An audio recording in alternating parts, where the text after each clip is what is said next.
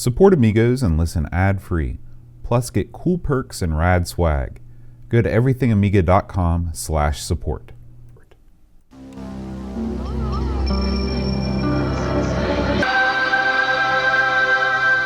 Amiga, the first personal computer that gives you a creative edge.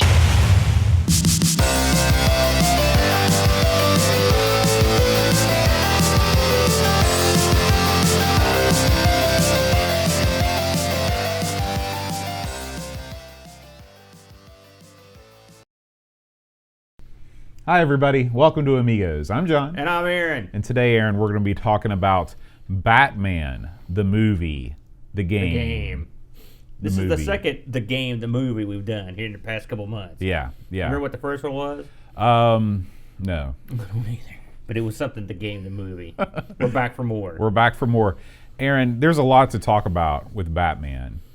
But I want you, because I was very young. I was a young man when Batman was released. I believe this movie was released in 1989. And I was a mere lad of 8 years old. Well, so you are sickening to me. I don't recall I graduated much. high school in 89. Yeah, I don't recall much from those days. But you remember what the sort of landscape was like in the superhero movie industry. So bring me back to those days before Batman, the movie. Well, before Batman, what did you have? Think Nothing. about it. No, you did. What did you have? You had one big franchise that was superhero, and that was Superman. Oh, yeah, Superman. And Superman, I think it was, I want to say 82 or something like that. You had Superman come out. But then its sequels did markedly less. Diminishing returns. Now, a lot of people don't know this, but Superman 1 and 2 were shot at the same time. They actually... And there was a crazy process that Superman went through to get made, because they ended up, the guy that directed the first one sort of got screwed, and so they reshot scenes that he'd shot for the second one and redid them with a new director, and there was all kinds of credit crap, so it was a big debacle. And that's why some stuff with Superman 2 doesn't make much sense, which I like Superman 2, but have you ever seen it? It's been a while. There's a bit in Superman 2 where Superman takes his S and throws it at a guy, and it wraps him up like a cocoon. Really? Everybody was Weird. like, what is that? Well... That was one of the extra scenes this guy added to make it funnier or whatever. Was this, I get him confused. 2 is the one with Richard Pryor, No, right? that's 3. Okay. That's 3. 2 is Kneel Before Zod. That's true. Okay. That's right. Okay. Now, Superman 4, I think I was in first or second grade when that came out. And although I did not see the movie, I went to the book fair and bought the book version, the picture book. Is that the one where they get rid of the atomic bombs? He takes all the bombs, Yeah. puts them in a net, and throws them into the sun. See, I remember the 1, 2, and 3, and then Superman and Supergirl were right down the toilet. No good. Has there ever been a good Supergirl pitch before? No, there's not. But so before Batman, that was it, and the superhero genre was sort of floundering. Yeah. And then here comes Batman. Now, I'm assuming that you've seen Batman. Oh, yeah. Yeah. Then what did you think of? Incredibly frightening. What scared you about it? The whole scene in the chemical plant where, the Joker's like falling into the thing and his face is all messed up. And then the one part where he takes off, he's got like real person makeup on, but then he takes it off and it's white underneath. That unnerved me as a child. Really? Yeah. It's funny. You know what scared me about Superman when I was a kid was Superman 3. There's a scene where this chick, or it might have been a dude. It's a chick. She gets thrown into this big computer. You've seen the third one, right? Where that guy builds that huge computer. This chick gets like thrown into the computer, drug into it, and she gets basically turned into like a robot. Yeah, I remember that. That really freaked me out. That as was a kid. freaky. I didn't like that. Yeah. Superman 1 didn't do much. It didn't scare me that No, much. we're talking about Batman. Yeah. Well, you were also 18 years old. I was not that old. But Batman was a huge deal when it came out. I'm assuming you know that. And of course, all-star cast in it. Yeah. Jack Nicholson. I remember Michael reading Keaton. And I remember thinking Michael Keaton. Right. Because comedian. We knew him from like... the Statler Brothers. Night Shift. Statler Brothers. What are you talking about? I might be wrong on Yeah, that. you're way off. And Kim Basinger was in it, of course, which, it was an okay flick. Jack was very good. Mm-hmm.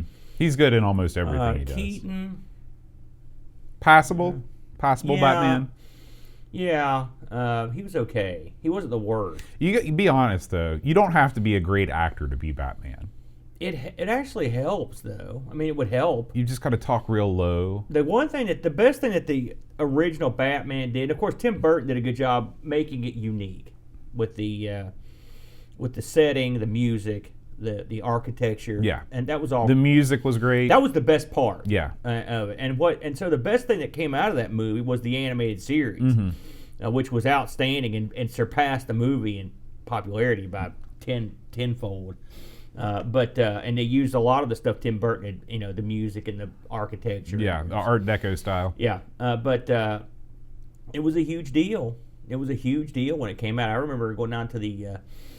I'm pretty sure I saw this down in Huntington at one of the Camelot or Keith Albee when I saw it. Everybody saw it. Everybody liked it. Even I liked it. I didn't think it was complete garbage. There was some stuff I didn't like, being a big Batman guy, but it was okay. Yeah. And then it got another movie that got progressively more horrible as the series went on until it bottomed out. I mean, it hit rock bottom. What was the worst Batman movie?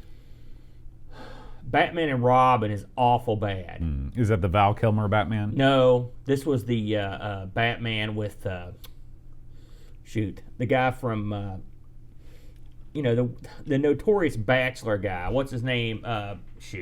He was in For Brother Wherefore George Art Thou? Clooney. George Clooney. Thank you, Dunk. And also, it had Alicia Silverstone in it as the Batgirl. Horrible. And I loved her. I mean, I liked looking at her. Right. But it was horrible. Is that the one with Arnold as Mr. Freeze? No, Maybe I never saw Batman and Robin. I saw the one. Maybe that was the one with Val Kilmer. They kind of run together. They're all hideous. Once you get past the second one, it's a steep slope. Yeah. So there you go. But not good. And then of course you had to wait till the Marvel movies came out or I guess Blade came out, and that was sort of a kick in the pants and to get things going. And then the rest of the Marvel movies started coming out, Spider-Man and stuff like that. But yeah, it's funny when Batman came out, there was a good long step between it and Superman, the first Superman. So it was pretty important. Now I want to get your thoughts. This is sort of timely we're doing this show upon the recent release of the Joker movie, just called Joker, I guess. Yeah. This is the first comic book movie based on a DC property that actually got slapped with the R rating, I read. Is it the first one? Yeah. Suicide Squad? That was PG-13. Oh, okay. Yeah. I never saw Suicide Squad. So what do you think about that? What do you think about making a comic book movie that's rated R? What was The Watchmen rated? Oh, that was a hard R. But that's not, I wouldn't call that a superhero comic. What do you mean? It was a book that DC did. Right. So technically, that would probably be the first. That's true. And it was way awesome. Now I haven't seen the Joker. I've heard some people say it was really good. I've heard some people say it was absolutely overhyped, and I've also heard it's incredibly violent. Yeah. I haven't seen it. I just don't get the movies that much anymore. So Right. I'll probably catch it somewhere down the line. But I'm kind of burnt out on the superhero thing, to be honest with you. I mean, and I'm a big comic book guy, but I mean, I don't know. It just there's a lot of stuff I'd like to see before. I never saw Ant-Man, and I love Ant-Man. I'm probably the only person I heard, so there's somebody that's ahead of it. I'll get around to it. But I hear it's good. The previews look tremendous. Yeah. Well, I'll tell you what else I hear is good, and that's the one and only Gangsta from Manchester, the Dreamcatcher. Oh, yes. Let's talk about what's been going on over at everythingamiga.com. It's funny, any other week he'd be covering some kind of crazy superhero thing, but not this week. No.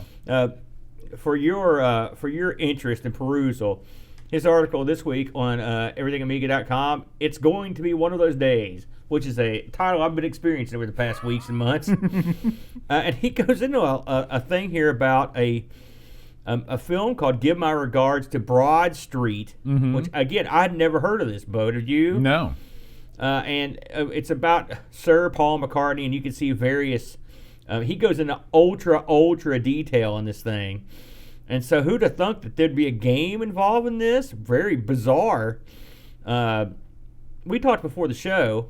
I'm not a big fan of Paul McCartney's solo or wing stuff, but you like it tons. Yeah. He's like your favorite. He's not my favorite, but He's your all-time favorite artist. I love Paul McCartney because so many people hate him. Kind of like Phil Collins. People hate Paul McCartney? Tons of people, tons of cool Really? guys out there. I don't hate him. I mean, it's the same thing as like Phil Collins. There's a ton of people that hate Phil Collins. People hate Phil Collins? Oh, yeah. What for? I know. That's what I'm saying. What did he do? It's the same kind of people. It's the same kind of I've people. never heard anybody say, "I They hate think Phil his stuff Collins." is cheesy and saccharine. Clearly, the people that hate Phil Collins haven't went back to listen to his weird Genesis stuff. No, this is the solo Phil Collins. Oh, okay. Okay. Because that stuff is not saccharine or This cheesy. is studio Phil Collins, which I also like. But anyway, I know a lot of people think that solo Paul is a little bit too sweet. There's the man right there. If you're watching this at home, Ringo, that's my boy. But there's a place for it.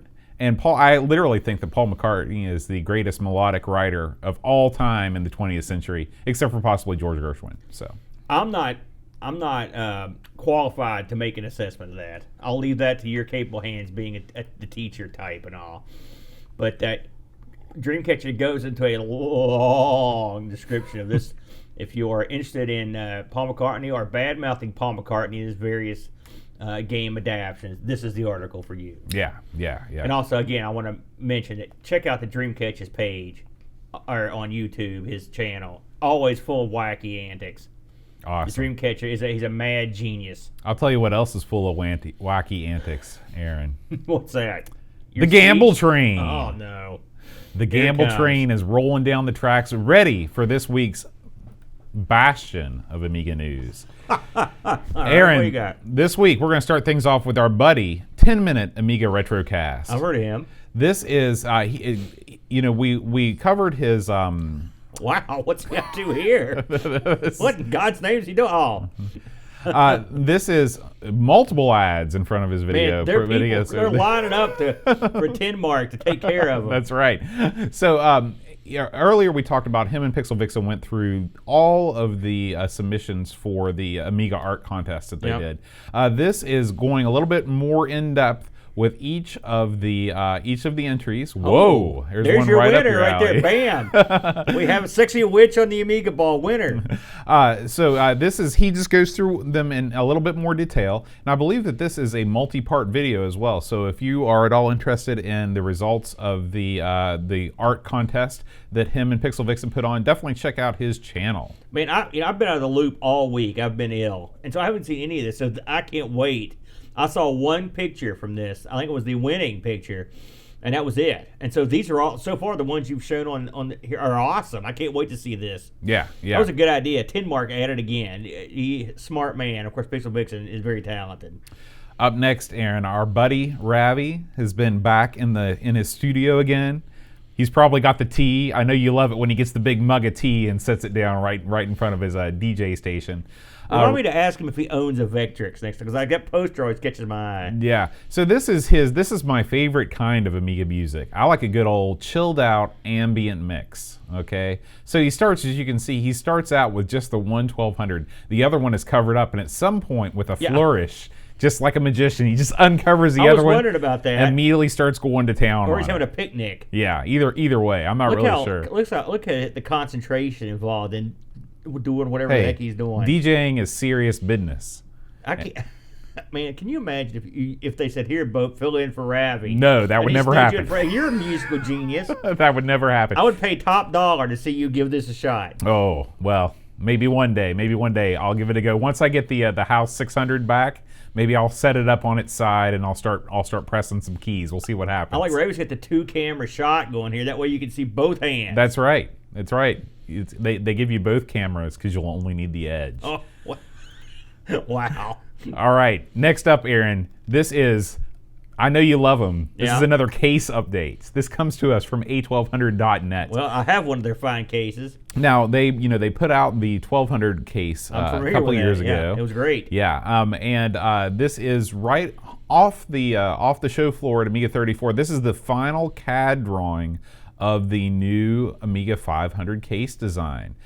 This has got, of course, lots of, aside from it being totally, re-engineered from the ground up. It's got all new ports. It's got more easily accessible panels for expansions and things like that. Let me ask you a question, Aaron. Yeah, man. Do you think that there are enough people out there that are that passionate about the 500 in particular for this to be successful? I know the 1200 is sort of like the 500, obviously the best selling Amiga, but the 1200 is the Amiga that has the most I would say the most expandability. No. You don't think so? Oh, No, I'm God, talking about the no. wedge-shaped Amigas. I'm not talking about Oh, the towers. okay, yeah, okay. yeah. Well, I mean, Yeah. I would say. So Well, I don't know. I take that back. Okay. The 500 with that side. I'd say the 500 is still the man. When it Okay. comes to wedges. So you think that that there is a market for this? There are people that have 500 that have lots of 500 upgrades and things that are interested in a new case for them. Well, I'll tell you. It's funny you should mention this because, and I don't know if you've got this on the news, but I'll just go ahead and mention it. That I saw that Steven is getting ready to shut the door on the pre-orders for the new Checkmate run. Right. I believe it's the 17th or 18th is at midnight, which is dramatic. And I was thinking about it because I was like, boy, the one thing I don't have is a big box Amiga. But I do have a 500 that works now. And if I put it in one of those cases with the expansion gimmick that he's got in there for the 500, then you got something. Mm-hmm. To me, I would rather put my money in Checkmate that I could use to give my 500 a new way to use cards and whatnot. You get some Zorro expandability, stuff like that. Whereas with just a new 500 case, you're basically, you're getting some added ports or whatever. I guess it's really whatever flavor you're looking for. I think if you're looking to keep the same original aesthetic of the 500, the one piece deal without that that keyboard that comes with the Checkmate, I think that this is going to be your best bet. However, like you said, you lose that whole tower expandability, where it's basically just a big empty box you can fill with expansions and stuff. We don't know what the cost is going to be like on this. We know the Checkmate's pretty pricey, and and I don't recall these being super expensive. So I'm not sure if there is a price on these or not. We'll have to check back later to get the price on that. I'm guessing it won't be as expensive as a Checkmate. So there's also that. Plus, they both like this, they've got this. They're showing this one with a Raspberry Pi in it. Mm-hmm. There's a lot of weird. It's funny. We're in a almost a boutique era of the Amiga where you sort of get customize the things the way you'd like them. Right. And so if you do want to keep that aesthetic, and your case is like jacked up or old, or you just want the new port styles, there's nothing wrong with this. Plus, these guys, this is a proven commodity because having one of their cases, the Tapes from the Crypt graciously sent us, I know their quality. Mm-hmm. I can tell you that right now. It's a top quality case, fit perfectly, good to go. So you do know that you're getting a top quality case if you just want a replacement. Now let me ask you this. Go ahead. What if you just took an already existing 500 case and you just took a saw and just hacked a big hole in the middle of it to put all your new ports? What would be wrong with that? You could do that. That's not a bad idea. Yeah. That's not a bad idea. Yeah, I could see that. Yeah. I would go that route, actually. Would you? Yeah. Would you? I think I would. Smart. I'll come over across this table and vote on you. And finally, there was nothing wrong with that. That was a perfect mod. Finally, news from our boy Neil over at Indie Retro News. There is a Wreck-It Ralph game available on the Amiga. Mm-hmm. So I'm assuming you saw the film Wreck-It Ralph. I did. Okay. I saw the first one. Yeah. So the game itself in Wreck-It Ralph is actually Fix-It Felix Jr. And there is an Amiga port of Fix-It Felix Jr. that has just been released, and it looks really good, actually. I don't know if you know the saga of this, but they actually created a few Fix-It Felix Jr. like full-size arcade cabs. Yeah. And I believe Carrington from the arcade, the No Quarter podcast, actually ended up with one of these cabs. So I'm going to be really excited to check out the Amiga version. Video incoming. I'm going to check this thing out because I always thought this game actually looked pretty cool. It seemed like kind of a reverse game where you're actually fixing things instead of causing destruction, which is an interesting viewpoint. But anyway, wow, this looks really good. Yeah. I'd not heard of this. So if you're interested in that, check over at indieretronews.com to get the full. That's outstanding. Scoop. Yeah, that's great. Yeah, I'm grabbing that thing big time. All right, Aaron. Beauty. Let's talk about Batman. Well, we covered the movie. He's I a think, bad pretty well. man, I should mention, Batman. This came out in June of '89. Mm-hmm. Right, you want to take a guess on the box office on this thing? I'm gonna guess this did pretty well. I'll tell you what. Give me the budget, and I'll tell you how much it made. $35 million. $35 million. I'd say this thing made $200 million. $411 million. Wow, really well. So really yeah, well. it did real well. So and who knows what it would be brought up to today or whatever. Right. So you knew that if there's a high dollar movie property, there's only one company lurking around. They're going to be all up in it. It's Ocean, brother. That's right, the man. Ocean. That's right. Of movie licensing, and so Ocean was like, "We're in. We're in. We got to get some of this action. Yeah, got to get them some." They published and developed this bad boy, Ocean, in-house. So this was on the OCS, and of course this came out on a lot of different computers back in the day. Now I have to say I didn't look at any of these other ones. I'm kind of hoping. Did you have a look at any of the other ones? I played the NES version of this game a ton. Is it just like this? No, it's nothing. I didn't think so. I think is there a Genesis version or maybe it's Game Gear? I know I've played this on something else. I've played on the Amiga. I don't know. I mean, the fact. I mean, I'm not sure with like the level design and the bat hook and all that stuff Yeah. if that was present in all the versions or if this was an Amiga exclusive. So, the computer versions of this particular game, not because we could sit here all day naming off Batman games. You got your Amstrad, all right. You got your Atari ST, of course. You got your C64. This did have a PC DOS. I didn't have this. I was going to play it, but I don't have it. It had a ZX Spectrum release as well. So it came out a lot. And then there were several compilations that included it as well. This had a big team working on it. I mean, it's just a lot of people. So they didn't just get some goof to go to work on it. I mean, they brought the house basically to this thing. So what is this game? Well, you play as Batman. Good move. And you are basically recreating some of the scenes in the film. Now, having seen the film, you can appreciate some of this boatster. So, of course, it's split in the levels. And this game sort of has like, let's say 2.5 different types of games in one. Yeah, I think 2.5 is fair. To be fair. First, you've got your kind of platform. It sort of reminded me, what it sort of reminded me of was Navy SEALs on the Amiga. I'm sure they're very similar movie games. I think I like Navy SEALs a little bit more than this one, but that's what it reminded me with the grappling hook and instead of shooting, of course, you've got the batarang. I didn't look at the docs to see what that thing. It looks like he's throwing some kind of a green sponge at his enemies. Is this the batarang? I always assumed it was a batarang. Okay. It's funny. I've got the throw batarang. I got the docs right here. So the first level, you're in the Access Chemical plant, and you're going through, was in the movie, was a scene in the movie, and you're going through and you're trying to get through to the end. I mean, I guess he's just trying to get out, or just knock out all the bad guys. So you go through this, and this level consists of lots of ladders and lots of girders, basically, or floors. And to get up and down, you have to use your bat rope. You kind of hold the joystick in a direction, hit the button, and he kind of throws up. Yeah. So what famous video game do you associate this kind of a deal with?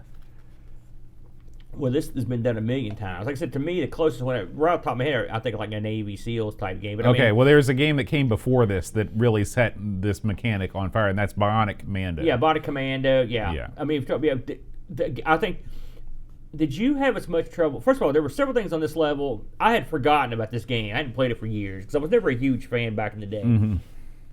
There were two things I'd forgotten. One, you can use the bat rope to actually whack a dude, that came into play quite early when I figured it out because there was no way to hit guys that were shooting at you diagonally. Right. Secondly, and I did remember this one when I played it before, I had a heck of a time dismounting the bat rope. You can't just... Of course, if you're on a system that has multiple buttons, not so tough. You just let go of the button or whatever you're talking. But this one, of course, you're doing all this one button. You've got to sort of let go and hit down or to the side. Yeah, you've got to. I think you've got to hit down. I think that's what. It's funny. I could do it, but I'm not sure exactly what I was doing. But I could do it. but not every time. And I can't tell you the number of times that I went to swing across a chasm. I hit the button at the wrong time, whatever, just fell. I had to go all the way back to the whole level. It was so frustrating, and this level drove me nuts. I did get through this level, though. It took forever. So once you get through it, you're going to encounter a bunch of bad guys who will shoot or throw sort of like grenades or something that kind of arch down, like bombs, basically. Let's go with hand grenades. And so you've got to negotiate your way through this. It's pretty simple stuff in terms of the way you get through it. It's not rocket science. But Batman, and eventually I gave up and just put it on Invulnerable Batman. Yes. Okay, but I didn't. That was my move from almost the beginning. Yeah, well, I couldn't do it on the actual Amiga. I had to go back and. Does the code not work on the Jam? I didn't use the code. I had a loader on it, but so as you negotiate your way through this, and like I said, if you're playing this for real without any cheats, it'd be very difficult. There's no way I would have gotten through it without cheating. I'll be honest with you. And I never got through it when I was playing this back in the day. It was hard. I watched a guy go through it, and a lot of it is knowing where the bad guys are. I mean, or memorizing their locations. You know. Eventually, you get to the end of the level, and you I've forgotten about this, but you end up whacking a guy. And then the level ends, and you see the guy careen off the platform and fall into a tub of toxic waste. Which in the movie, it's the Joker. That's the Joker. But it's so the guy just looks like that every other guy. Well, yeah. And you whack him. And the funny thing is, when you knock him into the tub, it says warning. The sign over the tub says warning. Don't fall in here. Toxic gas or something like that. I was like, that ain't gas. I remember thinking that's an odd thing to write there. So, and then you complete that level. So, your first impressions, because you've not played this. No. Your first impressions of the controls, the graphics, the music, which we haven't talked about, and overall, what is just that first level type stuff? Well, I could tell from the beginning that this was a game that launched 1,000 ships on the Amiga. I mean, if you were in a store in '89, arguably the high point of the Amiga in terms of its commercial popularity, because the 500 had just been released. It was a low-cost option. Lots of people were getting on board. And boom, you've got Batman, the biggest movie, biggest superhero movie in ages. Right. A perfect vehicle for a video game. Then you look at the back of the box and it just looks gorgeous. Yeah. All the colors, and then there's full soundtrack and stuff like that. So this game had everything going for it until you hit the start game. Oh. Batman moves like, he makes Lionheart look like Fred Astaire. I mean, he's very, very stiff. He seems to have no. Did you see the movie? Does he move stiffly? He's got that rubber movie? suit, and he can't turn his head. They make a joke about that, like one of the later movies. Is like in this one, you can actually turn your neck. He's like, oh. And this is before the bat nipple had come into play, but still, it's a big. So I mean, technically, they were probably, if you're emulating the film, they got that part right. Yeah, if you're trying, he walks like RoboCop. He does. Basically. He walks very much like RoboCop, which was excusable in RoboCop's case because he was in fact a robot. Now. That's fine. At the end of the day, it doesn't really matter how your guy moves. It matters how your guy plays. And I will say that for a one-button system, the grappling hook, while not perfect, adds a lot of fun to what would ordinarily be just a normal, shooting, climbing up and down ladder platforming game. Well, what they went for, I guess, in lieu of jumping, you're grappling. Just like Bionic Commando. Yeah. That's I think that my biggest problem with the first level was the fact that you as Batman have very limited ways. Like you said, you can fire the bat hook at the guys that are above and diagonally. Yeah. But other than that, you have no other ways to take these guys out. And these guys have killer aim. No matter where you are, they will. Ammo. Yeah, they will hone in on you and take you down. I will say one thing I did like was that if you just touch a bad guy, they just basically. Which is the way it should be. You're Batman. Right. It always bugs me in these games where like some loser comes up and he's whooping your tail. It's like, I'm Batman. So Batman's getting taken by the street bum.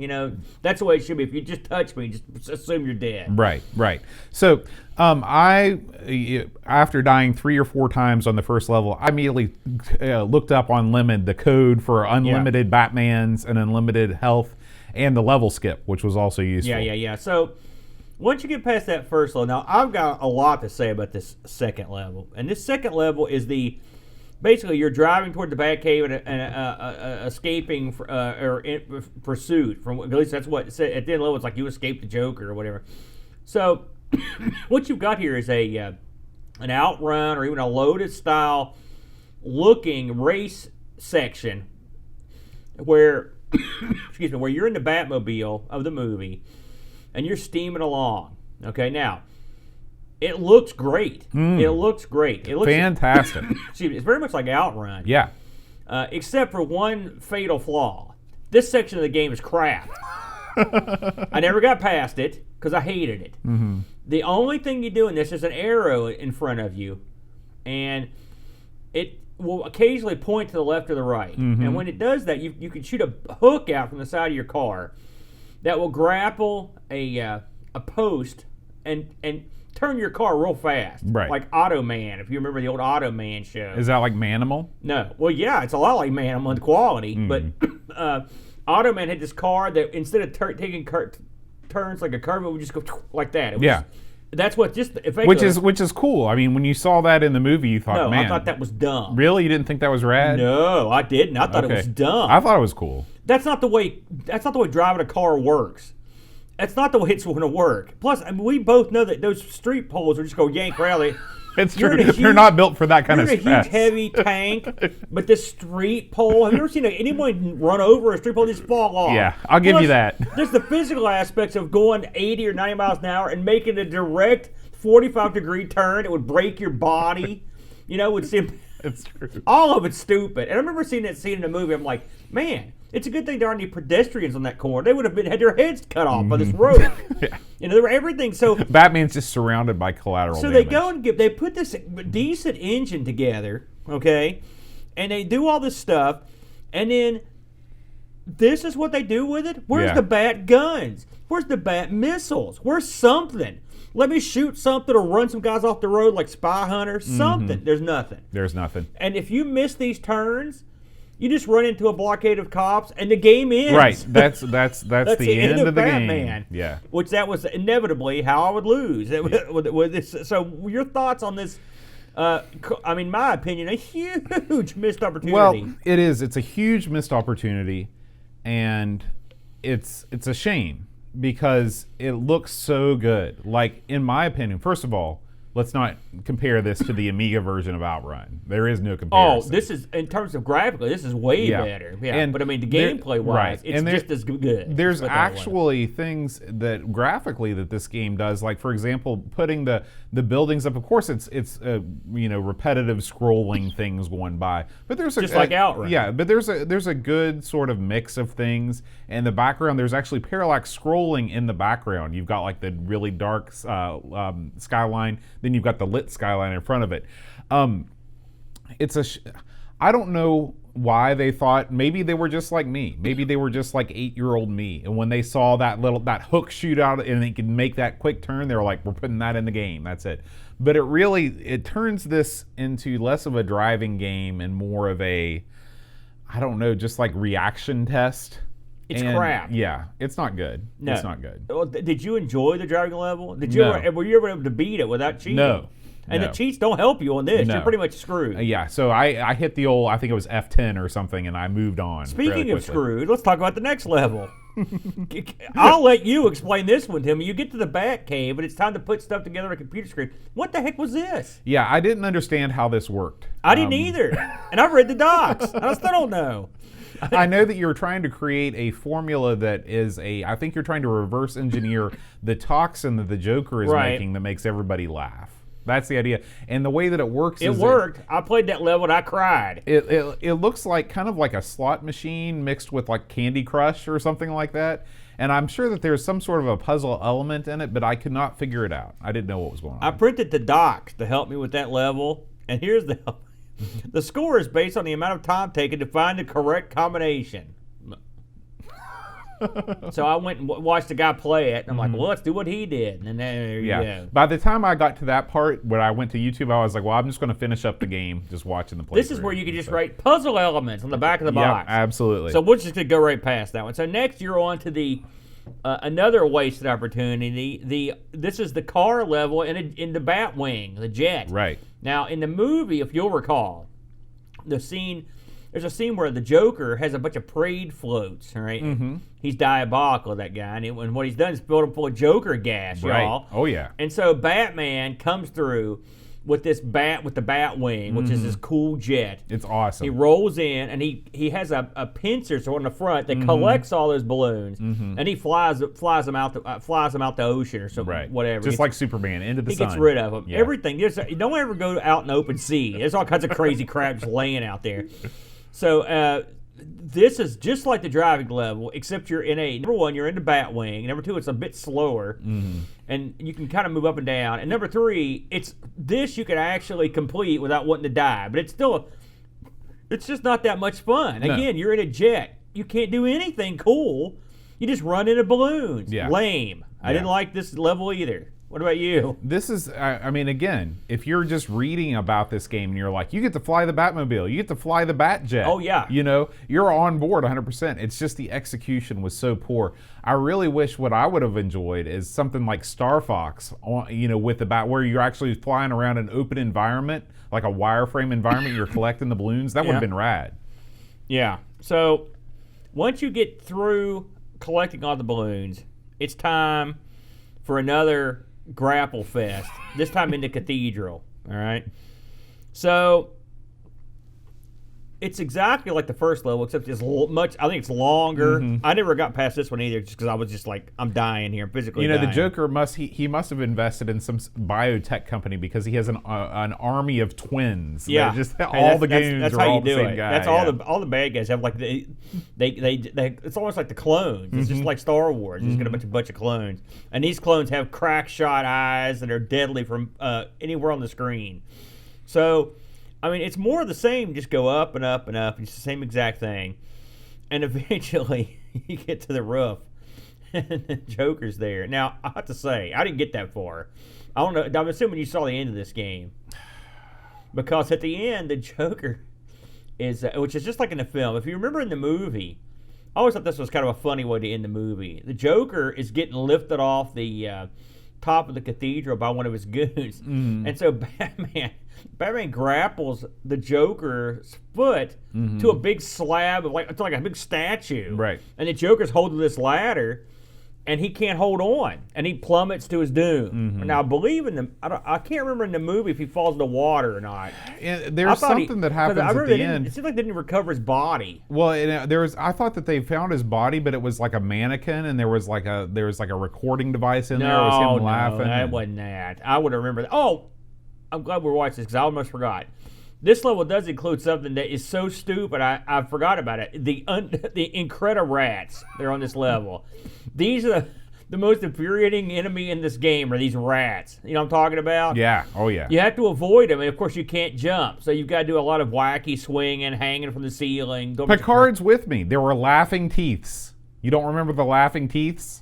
I do remember them, but I thought he was dead, I think. In this, he's dead. I know that. Yeah. And at the end of the very end of the level, after you've gotten past all the rats and the clones, and you've grappled your way to the top of this cathedral, you see the Joker get on this ladder on the helicopter, and you whack him, and he flies off to his death. And it shows him falling a long way before he plunks on the ground. So it was pretty satisfying. What I liked is that when that happens, it just says the end. But luckily, there's more after that. But still, I thought it was funny, because I thought, man, it'd be crappy way to end the game.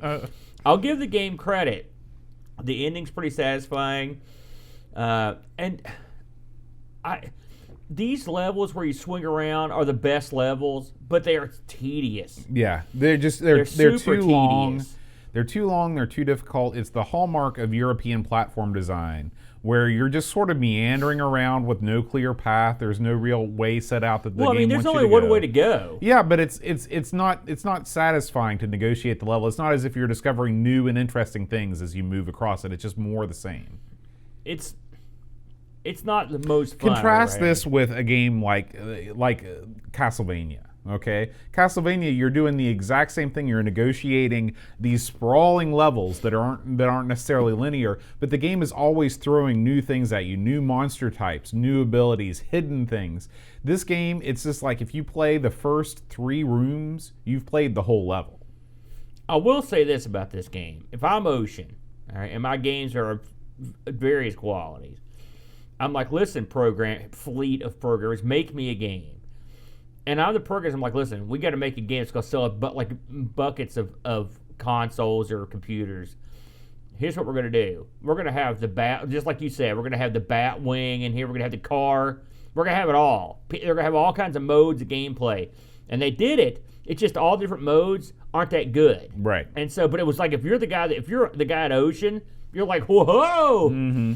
And you've got to look at this thing. You've got to grade this from when it was released in '89 and '90, that era.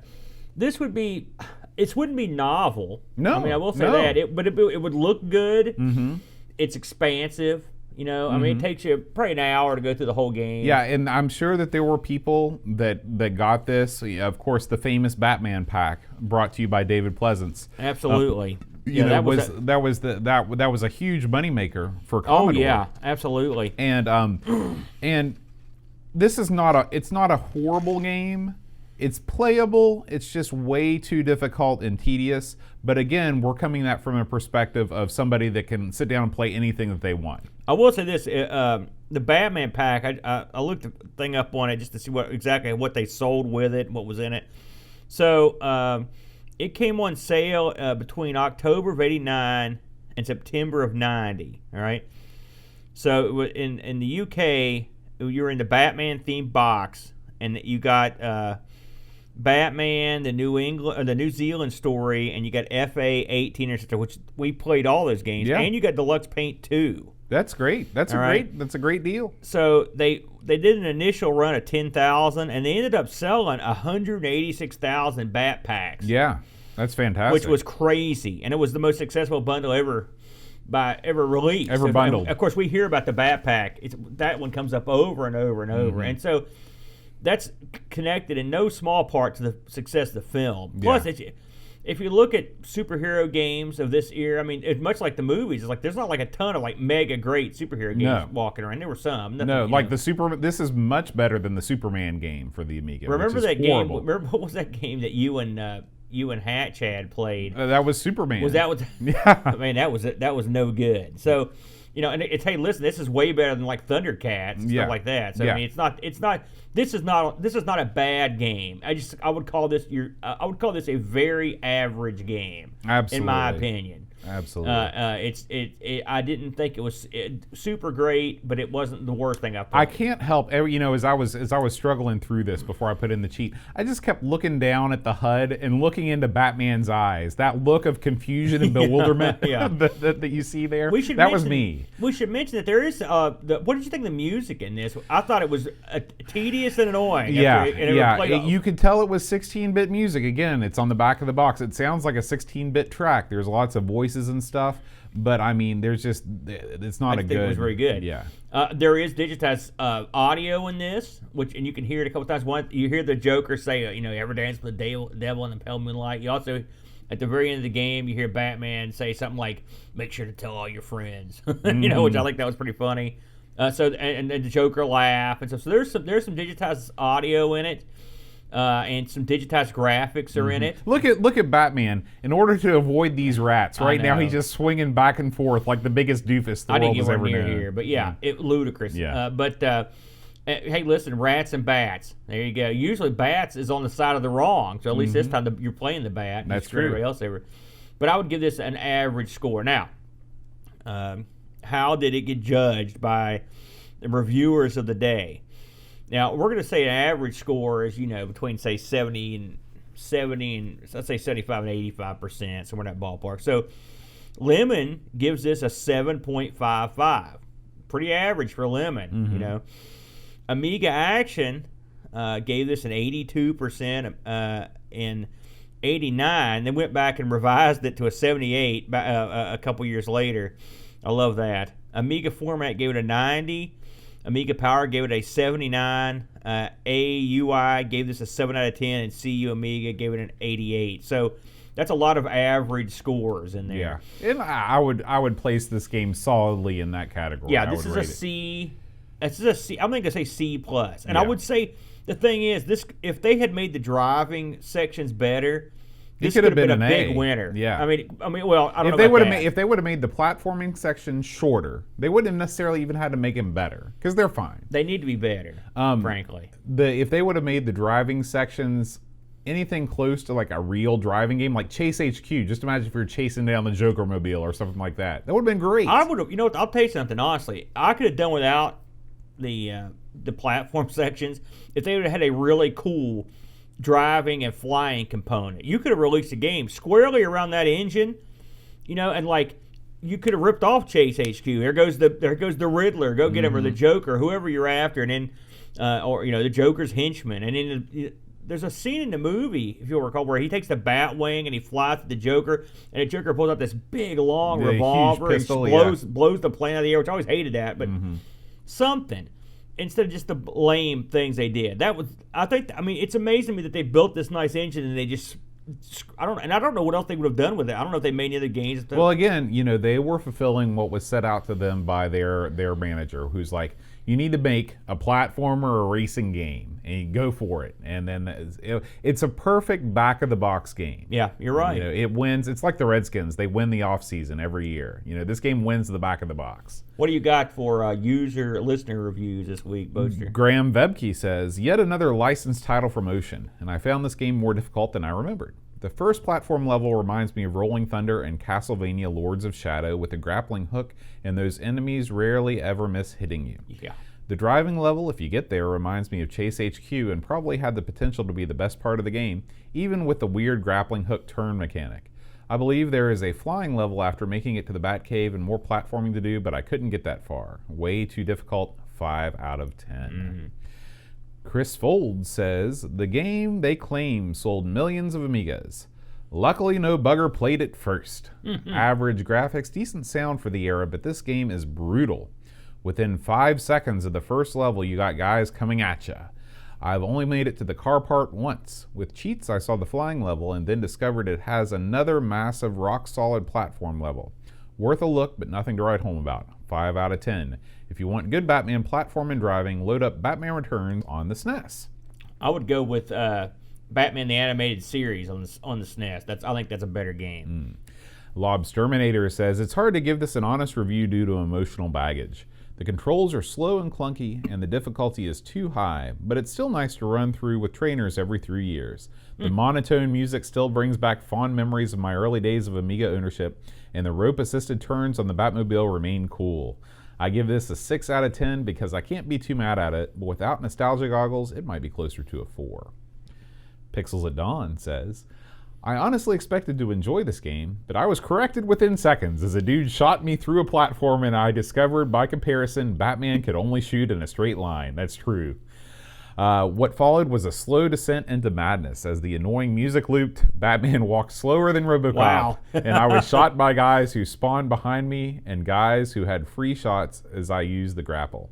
I didn't even get near the end of the first level and I was angry by the time I quit.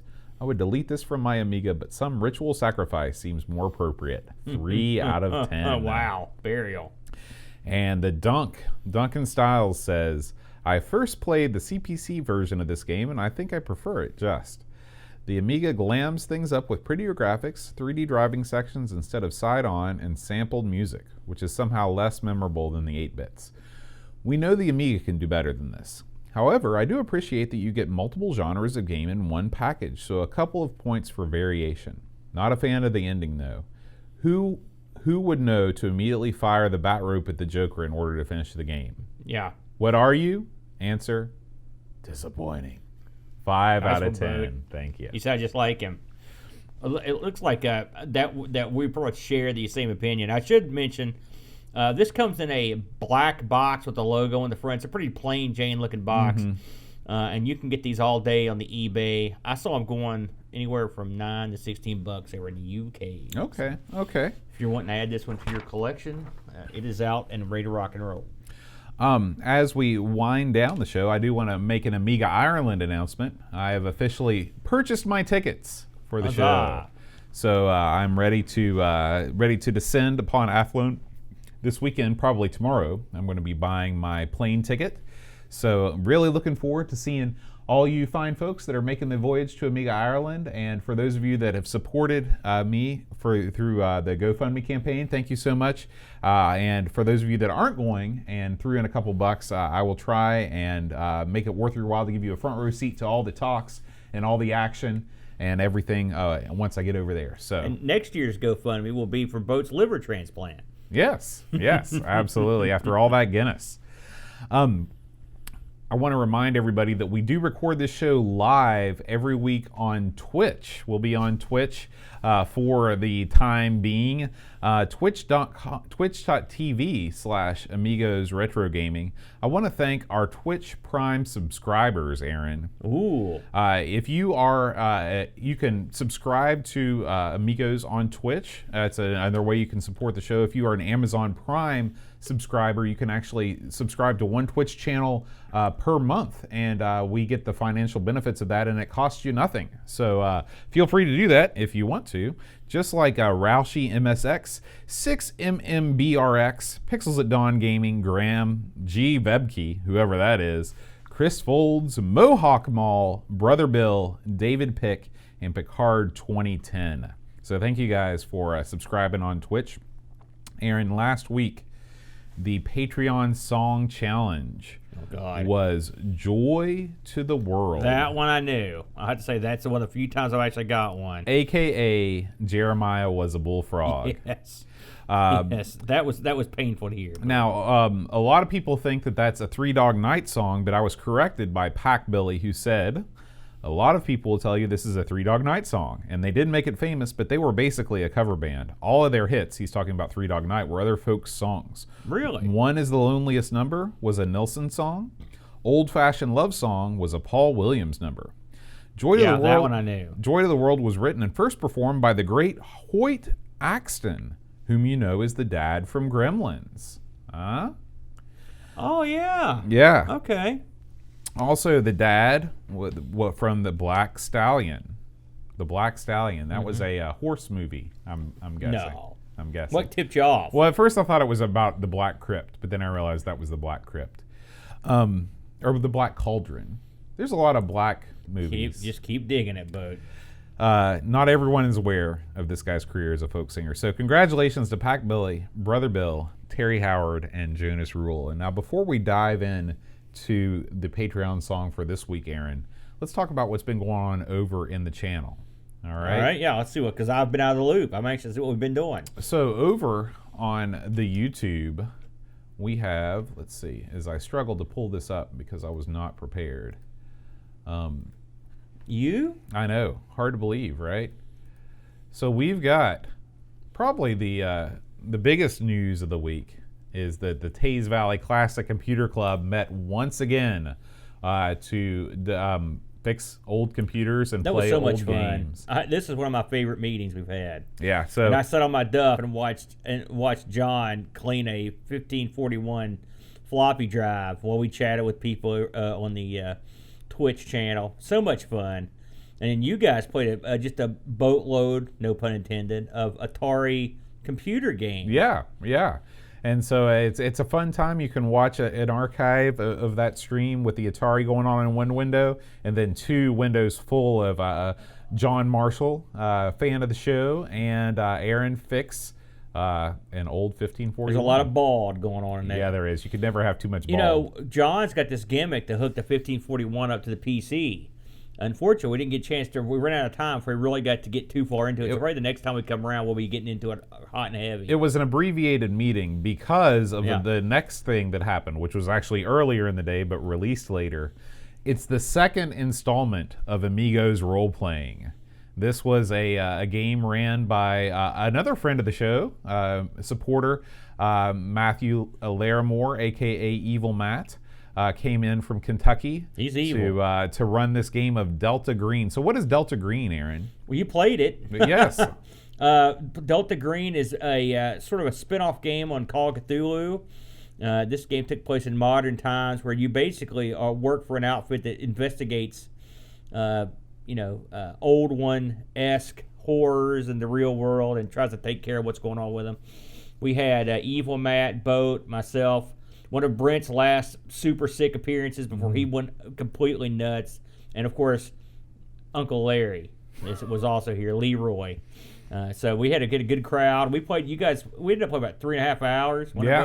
Yeah. The archive from soup to nuts, 3 hours and 25 minutes. So if you're looking for something to kind of put on in the background while you're working on something else, just listen to a bunch of guys fool around playing some Cthulhu. It's a good time. I've heard people that listen to this whole thing and they really dug it. Yeah, so, and it's fun, and Matt runs a pretty brisk game. So he there does. wasn't a lot of I was very impressed with his skills as a DM. But there's more, Aaron. There's lots more. Okay. I released my Atari 1200 XL stream, which I played some of the biggest games on the system. Actually, we started out. We played a little Pooyan. Are you still working off your book? No, this was a free for all. I just was playing whatever I wanted to. Yeah. So started out with some Pooyan, then we dove right into Caverns of Mars. I'm still working on my capture card situation. That looks pretty good. Yeah, soon after I took this all apart and put it back together, I got rid of those unsightly vertical lines, but still, it's a pretty sharp image, and so I was happy with that.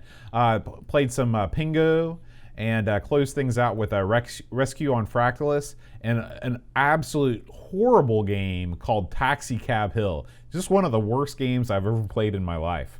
So feel free to check that out. One of the last things I did before I got sick was played some Atari and Coco. I played both versions of Canyon Climber, and I played both versions of Pooyan because you had chastised the Coco version, and I thought the Atari version played better. I will admit that, but the Canyon Climber played much better on the Coco. Mm-hmm. So they're comparable. There's no doubt about that. Absolutely. All right. I do want to thank those fine folks that are with us in Twitch right now. Ed Van Helen, who says, you look relaxed, Aaron. You got that right, buddy. That's why we're filming this way, just kicking back. Pixels at Dawn, Jason Warrens, Picard 2010, Macintosh Librarian. You know who that is, don't you? Kate Fox. Let's see. Who else is here? Tara K is here. Curtis B is here. All the fine folks in the chat, thank you so much for joining us live. It's always a party. We record the show Fridays around 5:30 Eastern time. We'll usually do Amigos and then our Sinclair, and then for the next 2 weeks we'll be doing the Coco show. So you'll get all 3 shows on the network back to back. If you'd like to watch live, we'd love to have you. Aaron, it's time. It's time for the Supporter Song Challenge. Oh, man. So if you know the correct answer to this song, you can send me an email at john@amigospodcast.com. And it goes a little something like this. You ever stretch the vocal cords a little bit like this? No, I never have done that. Take a fold of flesh and pull it. I suggest you stretch it with a straight razor, bro. All right. So here we go. Bjorgen Nundenson, Terry Howard, Reflection, Simon, Captain Crispy, Kilobytes and Caffeine, Mike W, Deckard Threepwood, Gary Heather, Free Lunch, Kate Fox, David Pickford, Cameron Armstrong, Andy Jones, Lobsterminator, Craig McClellan, 10-Minute Amiga Retrocast, Bernard Quinn, Retro Man Cave, Tim Drew, Simon Rose, Joseph Harrison, Cal Etter, Rob O'Hara, Howard Nims, Matthew Larimore, Andy Craig, Sean Zoho, Darren Lomax, Colin 419, Bark Bid, Roland Burke, Andrew Monks, Joe the Zombie, John Cook, Leaf Kellan, Alan Kababche, Keto Cote Level Lord, John Marshall, Matthew Perron, Ricky DeRocha, Creepy Dead Boy, Figgy CTZ, The Slow Norris, Stefan Sorgard, Mortensen, Edvin Helen Blendo 75, Christopher Hassel, Ravi Abbott, Chris Foles, Dreamcatcher Lauren Giroux, Graham Bebke, Lane Denson, Adam Battersby, O'Brien's Retro and Vintage, Gary Huckasey, Brian Jones, Paul Harrington, Duncan Styles, tapes from the Crypt, Josh Nan, Adam Bradley, Jonas Rulo, THT, Eric Nelson, Kim Tommy Humboldt, Daniel Bingston, Brutal Barracuda, Darren Coles, Jason Warnes, Pixels at Dawn, and Kjellbjorn Barman.